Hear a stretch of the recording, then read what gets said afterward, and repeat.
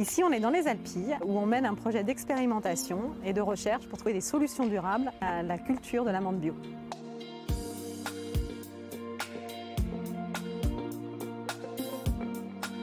Aujourd'hui, on a un véritable verrou technique à la culture de l'amande bio en France, puisqu'on a un parasite qui s'appelle l'eurythoma. Donc la Fondation Ecotone soutient la recherche de solutions agroécologiques durables, compatibles avec l'agriculture biologique, pour rendre de nouveau possible la culture de l'amande en France.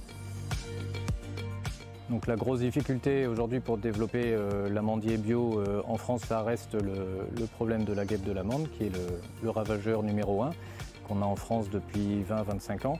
Donc on teste pas mal de produits naturels alternatifs comme des argiles, des huiles essentielles. Et notre mission dans le cadre de ce projet, c'est vraiment d'arriver avec le réseau de parcelles à valider, confirmer l'intérêt de ces produits pour alléger la problématique de la guêpe et permettre à des amandiculteurs de s'engager dans la bio sans crainte. C'est tout à fait un cas d'école, de par la volonté commune de travailler sur une espèce quasiment nouvelle. L'amandier a peut-être 2000 ans en Provence, mais c'est son renouveau, donc il y a des nouvelles plantations. Et dans ce cadre-là, il faut résoudre les problématiques techniques.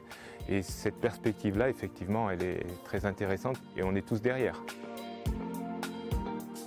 Alors ce projet est un projet un peu atypique, puisque c'est une association unique de partenariat entre public et privé. Dans les acteurs principaux, on va retrouver la Fondation Ecotone, la Chambre d'agriculture, la communauté de communes des Beaux-Alpilles, et puis aussi le GRAB, le groupe de recherche en agriculture biologique, et Agnès Benoît, productrice, et qui du coup nous prête ses terres pour accueillir le verger pilote. On est sur la propriété de mon père, sur laquelle nous avons planté le champ d'amandiers dans le cadre du projet Elzéar. Mon rôle dans le projet Elzéar, c'est accueillir donc les amandiers qui font partie du projet d'expérimentation, recueillir des données pour les transférer ensuite au conseiller agricole de la Chambre d'agriculture, au GRAB. Ce qui motive, c'est de relancer cette filière d'amandiers dans le massif des Alpilles, qui était très importante au XIXe siècle et qui apportait une économie locale très développée.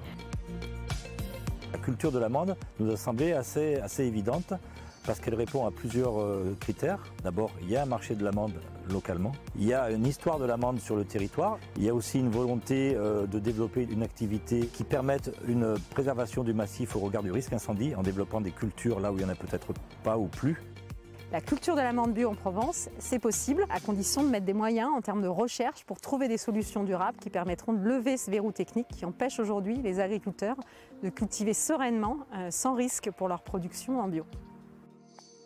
La prochaine étape de ce projet, c'est de mettre en œuvre les solutions qui ont été imaginées dans le programme de recherche et de les piloter et de les suivre en termes de résultats. La perte de biodiversité, elle touche aussi la biodiversité végétale et que de restaurer la culture de l'amande bio en France contribue à faire grandir la biodiversité dans nos assiettes.